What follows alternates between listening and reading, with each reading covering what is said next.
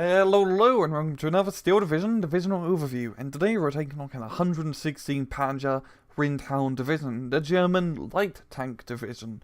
They end up getting heavy tanks in the end, but hey, a German light tank is essentially an allied heavy tank. So, let's just get into it, shall we? So, point rise, A phase get 90, 100 in B, and 120 in C. So, rather standard point progression, that really leads towards your A phase economy. In terms of slots, you got 36 activation points, which is pretty standard for a German tank deck, and it's rather well-rounded, not getting too much in any category. At the same time, your anti-tank, anti-air, and airplane tabs do have 4 slots compared to the usually standard 3 slots, which is pretty decent. It gives you a little bit more leeway. So let's just get into the units. In Recon, you got the motorbike. It's crap. Don't buy it. You only got the only Recon infantry available, spare troops, but they are good guys because they got a machine gun. Most allied Recon infantry don't have machine guns, giving you the long range fire support. And heck, these guys can get into battle rather effectively. They can provide decent fire support with your other infantry units that are attacking. Highly recommend. They're not too expensive at 30 points, and they come in a half track, as most infantry in this deck does. And you got your 2 vehicles. Your 234/1 and 234/3. The /1 has an autocannon, the /3 has a howitzer. The majority of the time, I'd say /1 is a much better choice. Autocannons are generally more useful. It's 20 points cheaper. They can even kind of stun up planes. It's nothing amazing, but hey, it's extra fire support in your air advantage. And yeah, autocannons are great. I'd highly recommend autocannons, and this deck hinges a lot on them. Then you get some more spare troops, /1s, and /3s later on into B. Infantry is a very interesting. For A phase, you got Panzergrenadier Furies, regular Panzergrenadiers, and MG42s. We'll get more on these later. But for B phase, you get more Panzergrenadiers, Panzergrenadier Furies, Pioneers, Turn Pioneers, Panzergrenadiers, and a half track. These guys only come in the track. More MG42s, and Pioneer Furies that come in a rather funky anti-tank half track. So what's interesting to note is in A phase you don't get a lot of infantry. 8 infantry to be exact if you get all 4 cards. And you may be inclined to get all 4 cards, but you only have 2 slots later on, meaning that your B phase you won't have a lot to reinforce you. So really it comes down to how much you need, not want, but need an A phase just to get by, so you can get reinforced by the rest of your guys into B phase. And that really does end up using Panzer Grenadiers. And Panzer Grenadiers are fantastic, especially with 2-star veterancy, as they have 2 machine guns and a rocket launcher, making them rather versatile infantry units. But apart from that, everything else is pretty standard. Pioneers are a decent mix between long range and close range fire support, and Stern Pioneers are for when you need to capture a forest. As well, MG42s are very scary machine guns, especially with 2-star veterancy. For tank tab, it's only German steel here, no crappy French tanks whatsoever.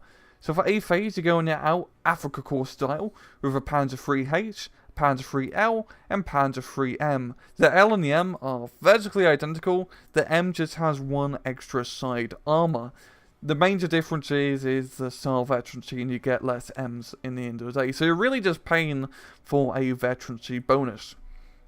Panzer IIIs, especially L and M's, are hybrid light-medium tanks. They're not exactly light tanks because they can hit above their rate, but at the same time, they're not a full-on medium. Against a Sherman tank at the same veterancy and whatnot, you're going to lose.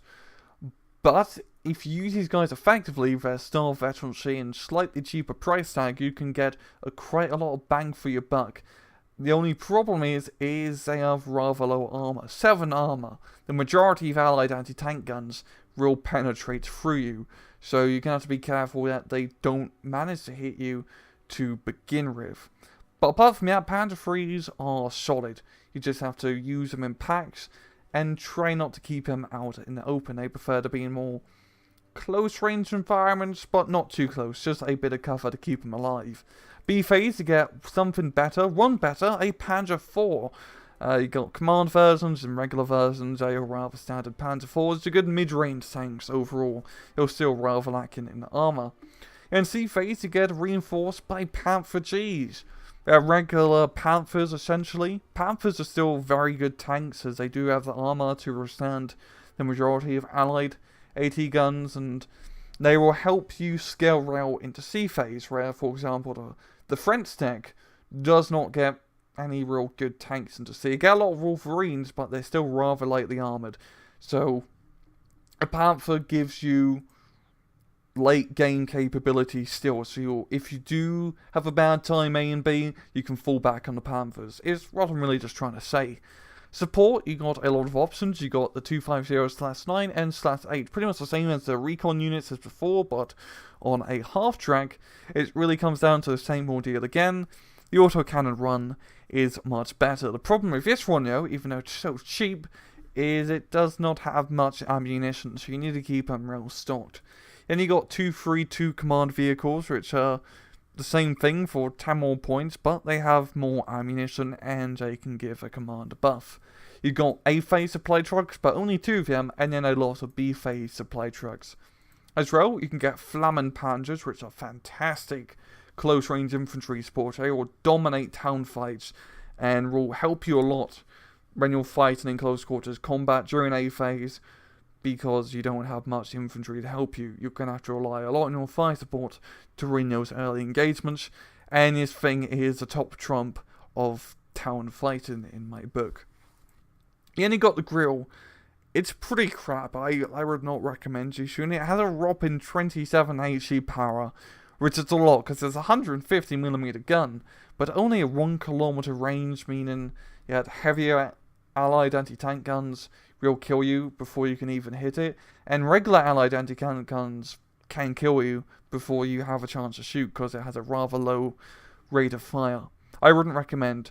In B phase you get more supply trucks, more Flammen Panzers, and more grills. Anti-tank you get a lot of options, but not a lot of slots. Pack 38 in A phase, pretty standard stuff. You can get them vetted if you want, and some Panzer Shreks. They come in a anti-tank half track, which is quite nice. I wouldn't recommend them still, yo, because your regular infantry Panzer Grenadiers already have a rocket launcher, and you don't really have that many slots to play around with just to get an extra 150-meter range. You also can get an A-phase mortar, but we're going to get more to this later. More Panzer Shreks and Pack 40s, and you can get them highly vetted if you so desire. Then you can get the Mortar 3M in ×4 in B phase, and this is a mobile Pack 40. It's the exact same gun, but on a light tank. I'd say this is a better choice in a Pack 40 just because you get more of them and it is more mobile, though you are losing out on being able to hide it in a forest. And it only has 2 frontal armor, so literally anything will kill it. But apart from that, it's a good light tank destroyer. You can use this to knock out Shermans, just as long as you stay out of its range. The Panzer IVs are fantastic in B phase because they have 14 frontal armor.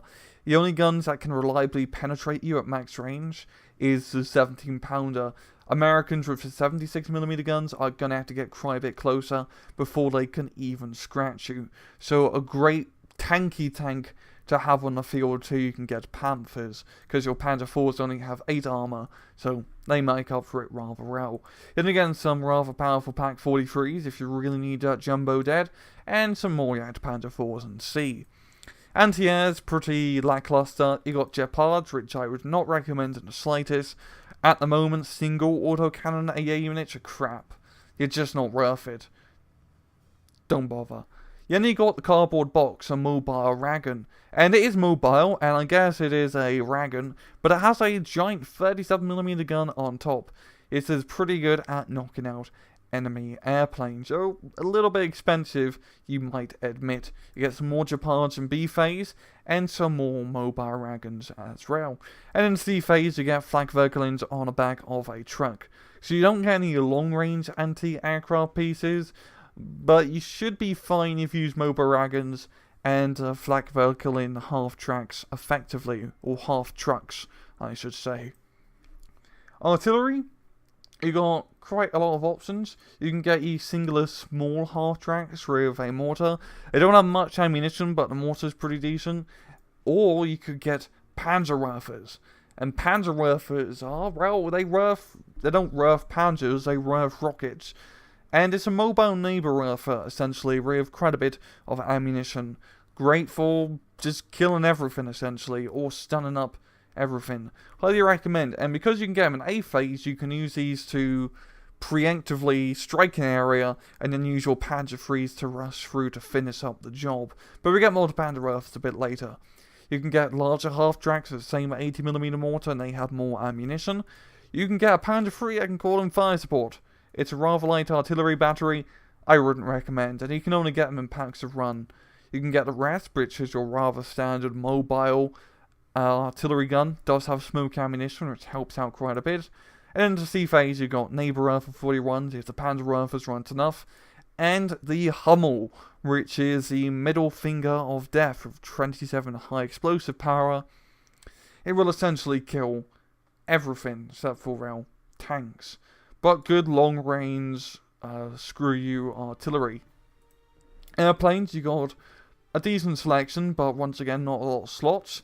You can get some recon planes if you so desire, or you could get a Fighter Ace Messerschmitt, which is pretty damn good. You can also get an A-Phase Ju-87G for anti-tank support, and a Focke-Wulf 109 G3 with a few bombs. So you get quite a lot of A-Phase options if you want to get A-Phase planes, which isn't a bad idea, because 90 points isn't that bad. You can afford a few planes during that A-Phase. It's just slot rise you're really struggling with. You can get a Messerschmitt G0. I would not recommend this as it only has one autocannon and 2 machine guns. The Fighter Ace one, once again in B phase, has 3 autocannons and 2 machine guns, which is much better firepower, and the veterancy helps out quite a bit too. You can get more of those J87Gs, you can get Rocket Messerschmitt, or Focke-Wulf G1s, which have a single 250 kilogram bomb. And then once again, also you can get a J88 in B phase, so it only has carpet bombing capability. And once you get into C phase, you have J88 with the big screw you bombs of 500 kilograms. So, well, let's actually take a look at a deck that I built earlier. And once again, I want to say, this isn't the penultimate deck. This is my personal choice. Feel free to change anything that you want of it. Once again, the link for the deck will be in the description below. And the replay we're going to view is from a different player. So they're going to be using a completely different deck, which I will show and give you the deck code too. But I'll explain to you the reason why this deck is built like so. So A phase, you got Spar Troopens and some Spar Troopens in B, and a few slash runs for your early fire support. They really are for more aggressive play, not exactly for reconnaissance.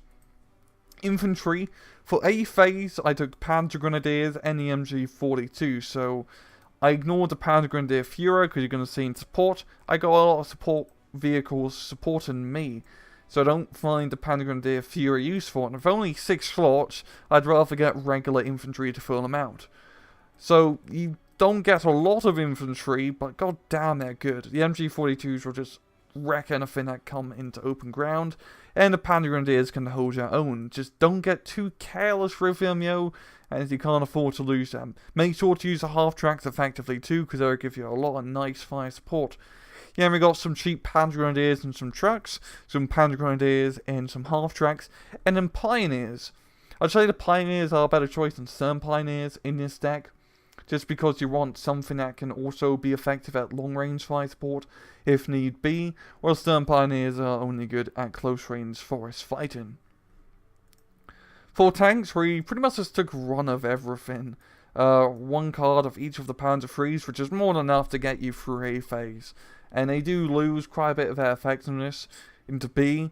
If you do have these around, or still alive in B phase, try to use them more as ambush tanks and full-on fighting tanks, because they will get killed rather easily still.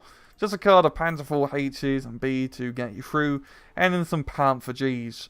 You could either just get these with 2 1-star veterancy, or you could just get 4 Panthers. It's really down to you what you want. I just like having a bit of variety. I think 3 is more than enough, because you got to realize it's going to take you, at 0 points at the start of C phase, 3 minutes to save up for a Panther, which is a little bit of time, but you still get a lot of money left off once you get to the 3-minute mark.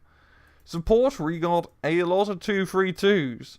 They're great command units, they're only 45 points, and it's an autocannon. And using autocannons early on an A phase to rush around and do a lot of damage is what Windhound is good at. So they're good multi-row and fire support as well. The Flammenpanzer is just so much fun, and it will annihilate stuff in towns. I wouldn't say it's a necessary unit. You could probably switch this out for 250/9, but I just like these guys a lot. And then we got supply trucks in B phase. I'll explain later on where you don't have an A phase supply truck. Anti-tank is pretty basic. Pack 38s to get you through A. Mortar Freeze for some mobile Pack 40 support. Yeah, you could get Pack 40s if you want something a bit more sneakier and less mobile. The Panzer for your tank support. And then some Pack 43s for when you really need jumbos and any allied tank dead from a long distance. I wouldn't say the Pack 43s are necessary. You gotta realize most allied decks don't have tanks above 15 armor. I mean, the only decks I can think of that have really heavily armored tanks is the 3rd Armoured and the Scottish Highlander. Everything else is usually 11 Trove armor at most. But heck, it will still kill everything, and it's still a good choice. Anti-air, we got mobile wagons and flak vehicle in trucks. Nothing too fancy. It's just enough to get you by. Just make sure you can keep these guys alive. It's pretty important. Artillery, we got a Panzerwerfer in A phase. Now you may be thinking, well, if you're going to get a Panzerwerfer with only 20 shots, you want to have an A phase supply truck. And yes, you could get an A phase supply truck if you could. You could swap out a Flammenpanzer for it. But my reasoning is, if you're conservative with the ammunition, you can make the Panzerwerfer last all the way through A phase without using up all its ammunition. You got to realize it fires in barrages of 10 normally, but if you stop firing halfway through, you can get 4 barrages of 5 instead of 2 barrages of 10, and really, that's all you need. And also, it does take a long time to reload once you fire the first 10 shots, so you usually have to raid for a few minutes, and by that time you're so close to B phase, you might as well raid. And then we just got one of every artillery piece, mortar half-tracks, resp, and Hummel. Airplanes is pretty basic once again. I went for more of a defensive loadout with 2 Messerschmitt 109s to keep air superiority. The Focke-Wulf 19G1 is also a good air superiority fighter because it's fast, and its big 250kg bomb is great at knocking out anti-tank guns, which are really your main threat. And then the 87G for knocking out enemy tanks if need be. I wouldn't say these are the necessary units. If you want to, you could always switch out if you want some heavy Ju-88s, but that's just my personal preference. So, overall, the pros and the cons of this deck. Pros are, you get real tanks during A phase. Actual Panzer IIIs, you don't get any crappy French tanks, which is pretty damn good. And while this is an A phase focused German deck, you do want some proper tanks. It also scales well into B and C phase, considering this is such a aggressive A phase deck. You got Pack 43s, you got Panthers, you got heavy artillery, just enough to get you by. Nothing overkill, such as a Panzerlehr deck, but it's still good enough. You also get a lot of fire support vehicles, really oils autocannon units, the Panzerwerfer, Flammenpanzer, etc. A lot of stuff to help you with your infantry engagements. And you get a lot of half-tracks. Half-tracks help the resues in all different numbers, shapes and sizes. Just half-tracks here, yeah, and everywhere. And in terms of cons, the only ones I can really think of is you get low infantry numbers, especially in A phase, but just as long as you're not throwing them into the meat grinder, you can get by rather fine. And you have poor AA/air control. If you are going to fight against a Windhound deck, I'd highly recommend you try to bring up as many planes as possible to bomb them into oblivion, because apart from those fighter ace Messerschmitts, they don't exactly have much to defend themselves with. But apart from that, it's a pretty alright deck. It's a fast, early on, aggressive tank deck. that can survive later on into the match, unlike some allied tank decks. So let's see how these guys actually perform into a replay. Alright, so this is a 1v1 replay. I'm not actually playing. This was uploaded by 556. Tessu French P. He's playing his Windhound, and he's up against a 101st Airborne deck. This is his deck loadout, and it is quite different than mine, but once again, mine wasn't penultimate. It really just comes down to playstyle. The main difference is Mr. 556 has a lot more A-phase fire support, 2 Panzerwerfers, just Panzer 3 Ms, an 87G for A-phase, and all 4 infantry available in A with only Panzer Grenadiers in B. I'd say my deck is more focused around B phase to C phase and actually surviving through that than early A phase offensive. But we're going to see how 556 actually does. So we're going to speed this up and get things going. So for see the units that he has 1, 2, 3, 4/1, 2 Spar Troopers, 2 Panzer Grenadiers, an MG42 squad, if we just stop it, a Panzer 3M, and a Command 232. It's only 1 Panzer 3, and honestly, you can just get reviews on 1 Panzer 3 is 100 points, 105 points, or no, 105, which is pretty much 20% of your income during the early game. Now, how this map is also structured is rather interesting. You've got close range forests on the right, and then when you get a little bit more to the left, you've got some of that open ground area, but not too open ground. With Panzer 3s, they're like Goldilocks. They don't want to be completely enclosed in close range fighting. Yet at the same time, they don't want to be in a complete open field. They just want to be just right with enough cover to maneuver around. Now, he's fighting against 101st Airborne Division, which is a very infantry-focused division, especially during A-phase. They have the A-phase income advantage, and along the forest areas and whatnot, they have AB engineers, they have AB rifles, just much more infantry overall. And even their pack or 37mm guns are enough to kill Panzer 3s, and they are cheap, plentiful, and have high veterancy. Locust is okay. The autocannons will be able to tear it up, so there's not that much of a threat. So you can see on the right hand side, it's not deploying too much. There's one MG42 and one Panzer Grenadier squad to defend the flank. Some Recon in the mid, and of course the main of the force going around the left hand side. And it does Panzer 3 with his autocannon entourage supporting him. And you can see the AT guns going at it, but he's just trying to move out the way. Does lose the command unit, Joe. And the Locust is just going to pull back. And on the right hand side, he's just holding a defensive operation. He does have the star veterancy compared to the rifles. And half-tracks and machine guns at long range aren't going to be able to overwhelm the rifles, as they only have a singular machine gun. But if the rifles do get close enough, they can knock out half-tracks with the RPG or bazooka. Got some Panzer Grenadiers pounding away at Pathfinders. They're going to win a long-range engagement. It's going to force the Locust to pop out of cover, and the Panzer 3 is going to be able to get the kill.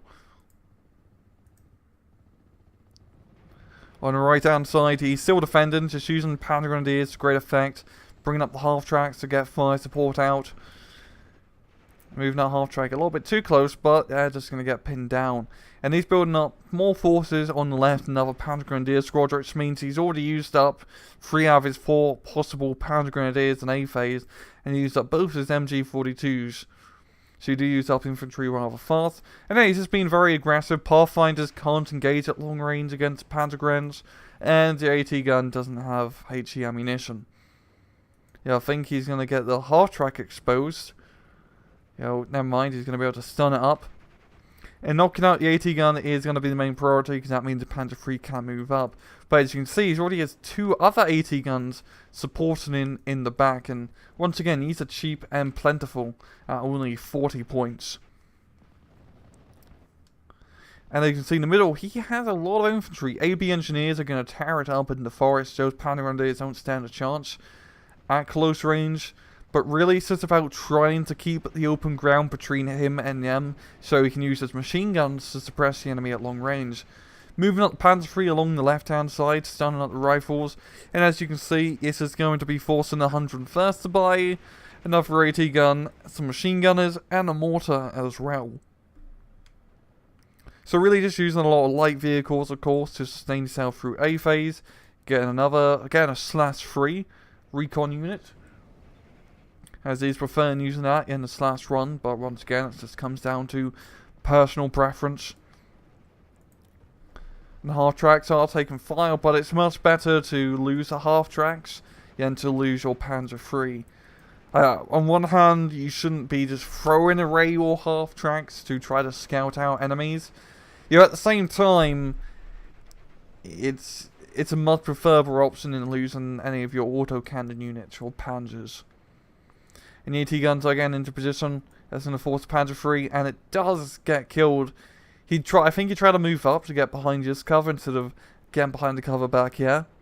But that is the wrong problem. Panzer IIIs are extremely vulnerable. You gotta be very careful with him. But yeah, he's holding his own pretty well in the middle. He's using machine guns. Slap bang in the middle here. The AB engineers are gonna overrun the Spad troops, but the Spad troops did hold their own there, stopping them from moving up too close. The machine guns helping out quite a bit, and he managed to make good progress on the right hand side with just a few units, which is rather remarkable. At the same time, just looking at this, Zach could easily move up and stop the majority of his forces. Just the half tracks is a pain in the butt, but the mortars should be able to do something. And we got more of a defensive line on the left with some M1919s, the mortars, the AT guns, another Locust being brought up. And there's no Panzer III on the field to really deal with the Locusts. The autocannons can do a job, but they have to get a bit closer while Locust has that 1 kilometer range. And he is bringing up the Panzerwerfer, and the Panzerwerfer is just going to be an excellent choice. We've got such a cluster of light fire support units that are just waiting to get werfed. For 506, he doesn't have the point advantage. He's only at 0-0, which isn't too bad because the 101st is a rather aggressive A-phase deck too, so it's not the worst case scenario. And even at C-phase, they end up getting the exact same points, so they scale rather evenly against each other, bringing up the Panzergrenadier Führer, which I don't really know what he's trying to do with it. I still think a Panzergrenadier Führer is not a good use of an infantry slot, but that's just my personal opinion here. So you see the Panzerwerfer completely roughing this entire area. Didn't exactly get any kills, but enough to stun them up. And he can be rather liberal with his ammo because he does have 2 cars of supply trucks.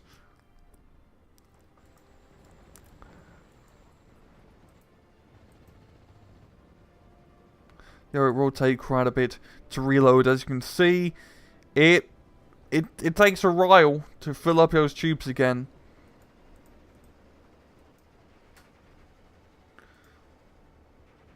And he's holding rather around A phase still, just setting up lines of fire for his machine guns to do the work. And he is still pushing rather hard and left, bringing up another Panzer IIIM. And got his light vehicles doing the job, and this is exactly the type of push you need to do. Having your half-track screen in front as your autocannon units and other fire support are backing you up from behind. As you can see, if you do a good light armoured push, you can make quite a bit of ground. And there are no AT guns here to stop him at the moment. He's going to be forcing Zach to bring up AT guns immediately, but the rifles and other infantry aren't going to do too well as he slowly moves up with Panzer Grenadiers, and these are just, I'm guessing, just 37 mils. Yeah, just more 37 mils, nothing too crazy. And just overwhelming fire support, attacking in the right area. This is really the only area you could effectively take over for Windhound. It's most preferable because once again you got a decent amount of cover, but it's not too close range to make it CQC hell. Where compared to the middle areas of the map, there's a lot more areas for these AB rifles to get some good bazooka shots onto those half tracks. And as you can see, he's just going to defend it. not even going to bother to attack. And now we are into B phase, so we just end up getting some more units, some more income, bringing up a second Panzerwerfer, which is a good choice because it's only light armor he's going to be dealing with. 101st really does well with its static emplacements, so having something to Rurf and Array is a good idea. But as you can see, you didn't really need an A-phase supply truck. I still go buy it, you don't need it if you have the ammunition, but it really just comes down to personal preference. I'd much rather have to wait 2 to 3 minutes to bring up a B-phase run and having an A-phase run immediately, and using that slot to get another fire support unit or something along those lines. But he's continuing to keep the pressure up, continuing trying to attack. We've got more AT guns here, but at the moment don't have any fire support. And here we have a Sherman. In A phase, this would have been pretty scary, but you can't get the M4DD in A phase for the 101st. So, you know, a Panzer IV will effectively kill it.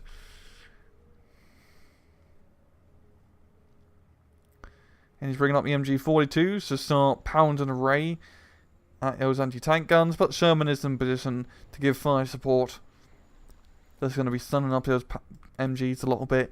And now 556 is having the point advantage at a +1 due to all the ground he managed to take on the left-hand side. And he's still just ignoring middle, not wanting to fight in that infantry hellhole, because he does not have infantry advantage. Because you just cannot afford to race, you know, fight infantry in close-range forest fights. And we've got the Panzerwerfers, Werfen again, only shooting 8 rockets at time instead of a full barrage. And because he doesn't shoot all the rockets, he still has 2 rockets left over, so you can just shoot immediately once again, so you can spread out and fire. And even with just 2 rockets, still does pretty decent damage. And they do leave that fire effect as well, so it does stop enemy units from attacking. It is just set up a decent defensive line on the left-hand side. The Panzer III is going at it the Sherman, and because the Panzer III has much better star veterancy, it is going to win that battle, even though it does have pretty much rare stats overall. I mean, it only does have 10 AP compared to 9 armor from that Sherman, so it's a very low chance to penetrate unless you can close that distance. And the AT gun is getting into position to knock it out, as the Panzer III can't move because its tracks are broken, even though I just saw you turn there, buddy. Though I guess if only one track is broken, you can still pivot on one side. And now he's trying to move his Panda Grenadiers in the mid to try and clear things up.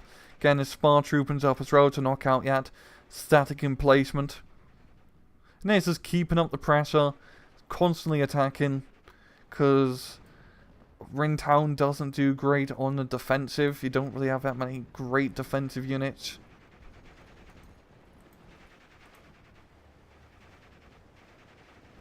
See, if all these light vehicles just spread around, these infantry, the enemy infantry just don't stand a chance in the open.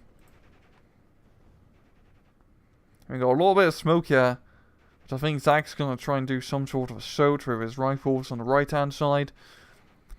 And that 2-5 run, is he gonna get popped? Oh, it's holding fire. If he just right clicked on the half track, it will be a dunzo. Absolutely dunzo. It is pretty amazing how dudes can throw a grenade from 100 meters, but hey, that's just me. And there we go, he's completely cleaning up through the right hand side now after taking left hand advantage. Trying to sweep through, very close to the +2 point advantage, only 2% of the map left to get the +2.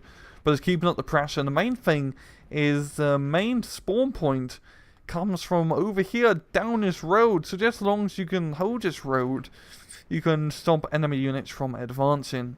And there's not really too much ground between this area and over here, so you just have to set up a decent defensive position and you do a good job. But even bringing up a Panzer III M into the middle to give some fire support against the rifles and engineers.